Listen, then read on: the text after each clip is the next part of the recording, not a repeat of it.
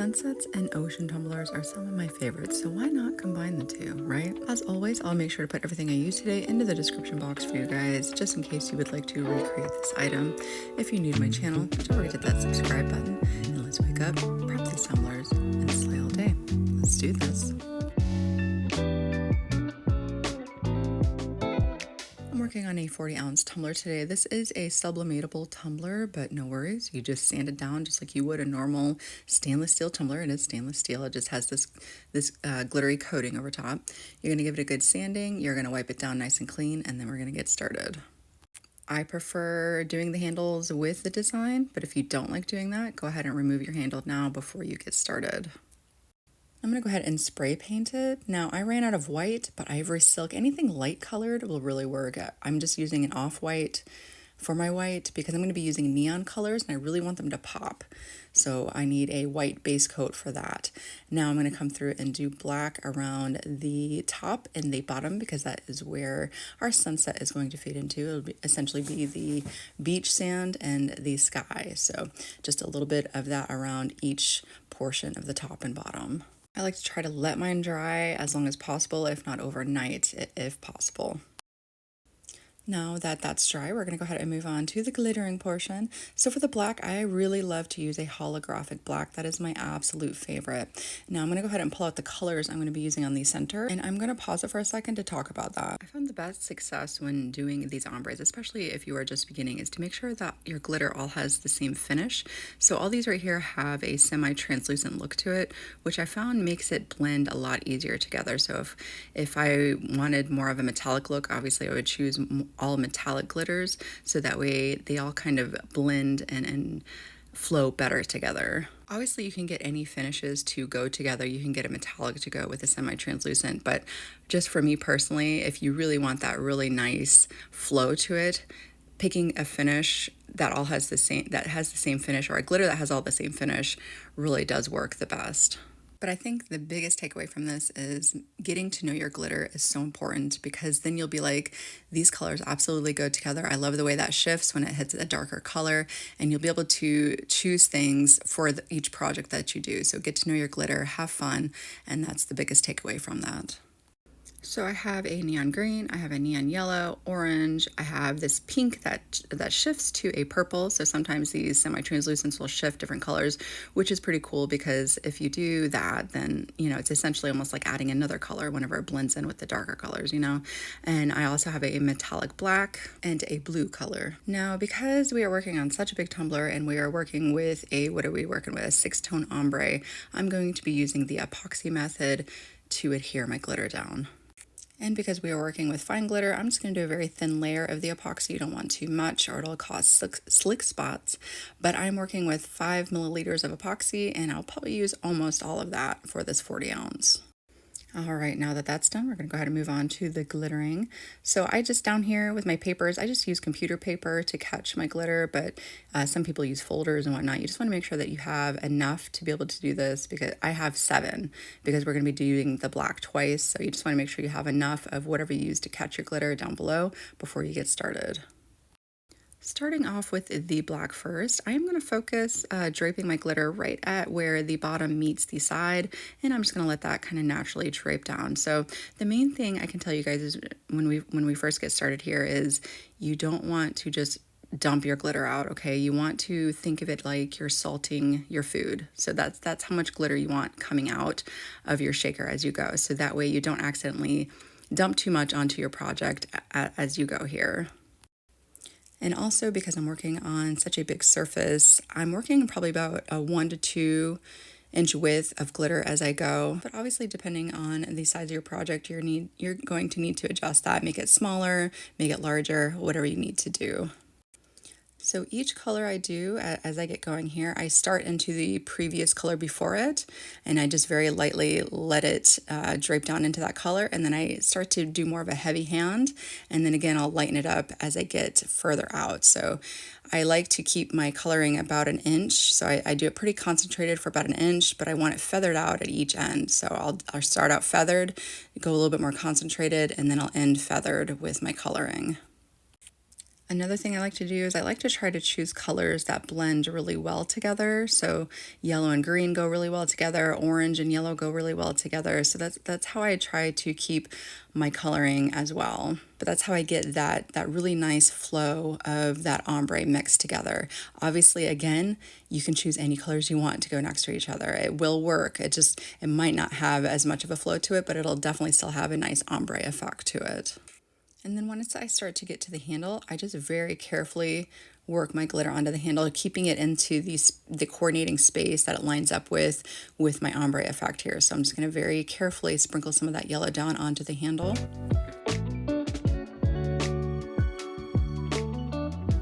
And we're moving on to the orange here. So again, I'm going to just very lightly just start out feathering right into that glitter previous to it, start to get a little heavy-handed, and then end it feathered again on the opposite side. And of course, hitting up our handle as we go, matching up with our colors here.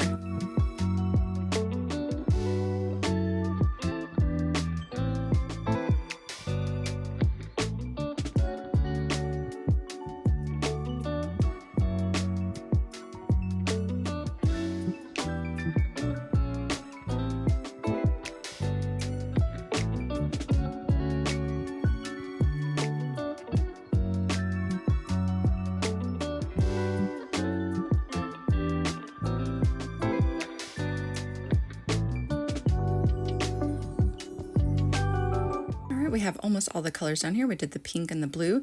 Now I left a little bit of a gap at the top here, right? It's just epoxy at the top. I didn't do the black glitter yet because we want to come through and we want to add some stars. So I like to use just a chunky metallic silver, whatever you have on hand, holographic, whatever. If it has stars, obviously that'd be a plus.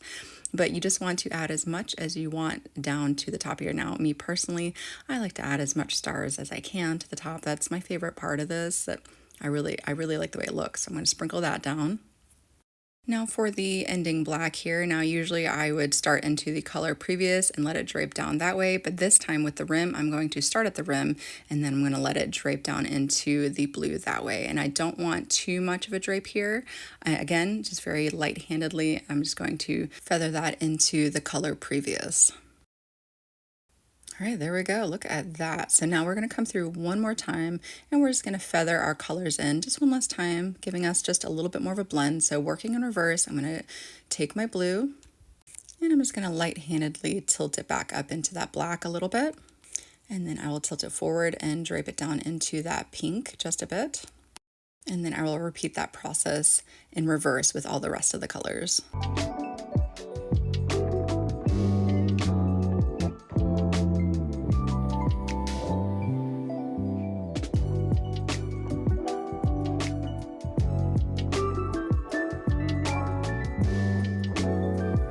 And there we go. We did our ombre. Look at us. We are so fancy. All right, so we're going to set that off to the side and let that cure completely before we move on to the next step. I think the most daunting process is cleaning up after we're done glittering. So let's clean that up. Now, the step that you absolutely cannot skip is brushing off all the glitter that just didn't get adhered down. You want to brush, brush, brush. I mean, really hard. Brush, brush, brush. Okay. Then you're going to come through and you're going to seal it. I personally really like to use spray sealer, especially when it comes to ombres. It just works really good. I'm going to do 2 to 3 coats of this back and forth, up and down, all over. Okay. Seal it down really good. Okay. Don't skip this. All right. Then I'm going to give it the glove test after it's all dry and nothing should come off on your glove. And then you can epoxy it, okay? If stuff is still very much shedding away onto your glove, seal it again, spray seal it again, okay? We don't want nothing shifting. We want that nice flow of our ombre to not get messed up by extra glitter flaking off on us, all right? That's all I can say. I'm going to coat it with about 30 to 40 mLs of epoxy. I'm going to hit it up really good with our torch, popping all those little micro bubbles. Although in this summer heat, it just comes out flawless anyways. You almost don't really need a torch, but I still do it anyways. And then of course we're going to let that cure before moving on to our next step. So for our trees, I'm just using my tried and true basic that I use for almost any look here. Yes, it's still the same one. I like the birds, I like the palm trees. It's just it has a good float to it, all right? So I'm using it, okay? So you just want to get that sized up to the dimensions that you would like for whatever size project you're doing. I did end up stretching these up a bit taller because I'm working with a 40-ounce tumbler. So as I laid these down, I left a little bit of a gap in the area that I am going to presume is the front, and I kind of layered these on thicker in the area that will be the back, because in the front we are obviously going to be coming through and swooping up a water look, so I didn't want to put too many of these trees in the front. But this is how she's looking, so I left that gap in the front here while I mainly focused around the sides and the back. Now I did put a layer of epoxy over this before I moved on to the next step, but if you feel comfortable, you don't have to, okay? And I'll show you why here. We're going to take an acrylic marker and we're just going to lay out an area of where we want our wave to bust through our sunset scene. So if you feel comfortable with laying down your marker over top of the last portion, then you can do it that way. But just in case, I just did epoxy so that way I could wipe anything away if needed for whatever reason, okay? So I'm just trying to visualize where exactly I want it. I knew I kind of wanted it to end with almost like a curl of water. So that was what I was trying to focus on there. And I knew I wanted it to swirl around the front. And then of course I'm going to have it come through the bottom and then make its way to the back side of the tumbler as well. But that's what I'm doing here. I'm just trying to focus and figure out exactly how big I want it and where I want it to flow through. And of course, after I got going, I realized I want some areas bigger than others, so obviously it's perfectly okay to come through and remark some areas as you go. That's what art is all about. And then just to make sure that I remember the areas, I'm going to exit off so that way I know these are the areas that I want to be the ocean look so I don't forget. And of course, we're going to connect it through to the bottom, so I'm just going to do one line around to each side here, so just connecting it. And I didn't want it to come up too far up the other side because obviously the sunset portion is the main focal point on the opposite side here. So I'm just going to end it the way that I began it on the front. I want a little bit of that water curl to end it on the back. Now I was trying to figure out what glitter to use. I have these two different glitters here. This one's super holographic, and then this other one has a really pretty shine to it, but also has like little pretty like pinks, and it has like little dots in it of different colors. And I was just trying to figure out which one I wanted to use. Either one would have been really pretty, but I ended up going with, I believe it's called Electric Feel by PDB Creative Studio. I just really liked that it did match the decals that I plan on using. It has like hints of pink and all that in it, just like the decals. So I ended up going with that color. To adhere the glitter down, I'm going to do a 50-50 mix of a matching acrylic paint and Mod Podge. And we're going to take that mixture and we're going to carefully but quickly paint in the areas where we want our water swoop to go. So we want to make sure that we lay it on pretty thick so that way it doesn't dry on us as we're trying to get it coated here, but we also don't want it so thick that it's like dripping, you know, so just be mindful and careful of that, but working relatively quick, you know. And then of course we're going to come through and get our glitter sprinkled down over top of this.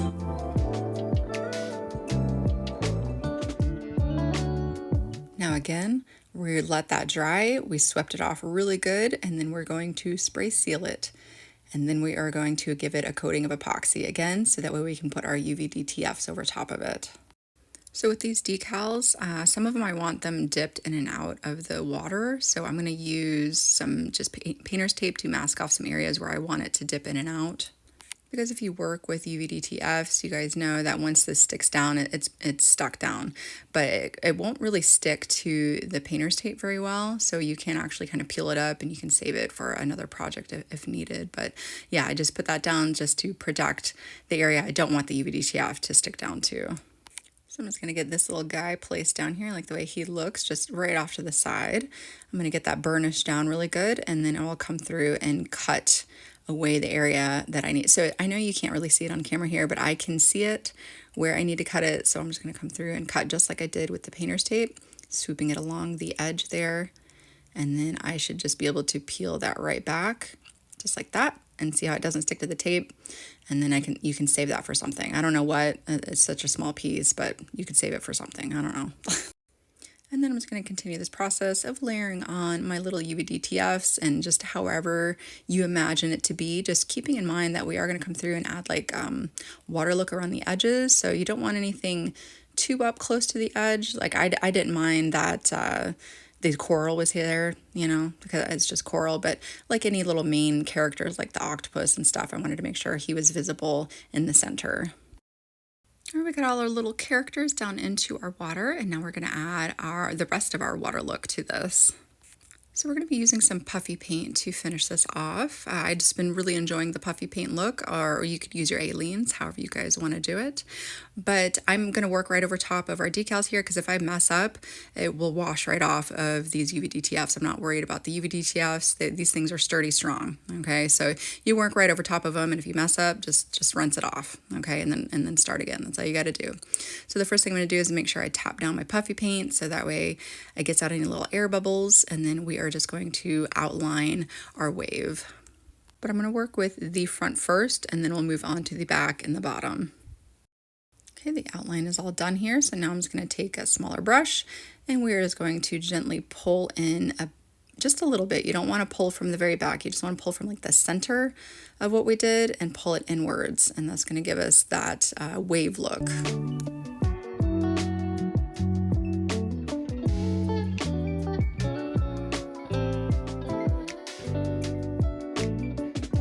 After I get going, I'll come through and I'm just going to blend out what I just did. So the area that I just pulled inwards towards the center, I'm just going to blend with my brush a little bit so it doesn't have such a harsh ending point. When I got over to this area here, the little wave swirl, I'm just going to take it and I'm going to dab out, just making, you know, just being a little whimsy with it, making kind of like that frothy look to it that the waves give when it curls onto each other. And then just continuing that process of feathering it inwards to the center of our ocean look.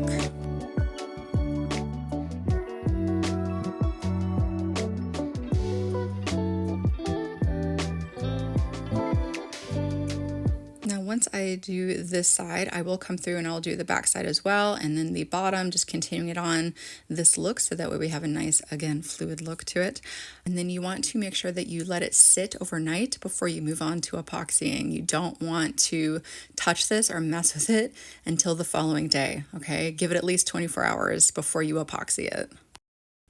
Now when I went to go epoxy it, I added a little bit of an opal glitter. And now the main glitter I really wanted to add was just the opal, but I did end up sprinkling down some of that holographic blue, which it floated away on me a little bit, okay? But the opal didn't, so I guess just do the opal or a thinner coating of epoxy would have worked too. It wouldn't have floated away on you. But anyways, it is what it is. We're working with it, you know? But I really just wanted to give it a frosted look to it, and the opals really did its thing with that. Now, just like the palm trees came as is. I just needed to size it. This quote came as is. I just needed to layer it up and size it as well. I just did a teal and a white. I thought that looked really pretty together. I'll get that placed down. I'll get its last finishing coats of epoxy put on, and she is ready to go. Whether you take this design and duplicate it as is, or you take it and let it inspire you to create something that is completely your own, I hope that you guys had a lot of fun watching this tutorial today. Again, if you're new to my channel, don't forget to hit that subscribe button, and I will see you guys next time.